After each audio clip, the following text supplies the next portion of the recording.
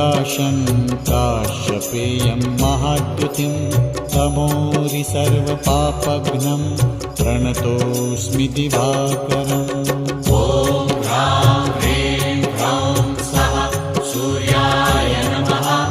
ॐ ह्रां ह्रीं ह्रौं स्वः सूर्याय नमः।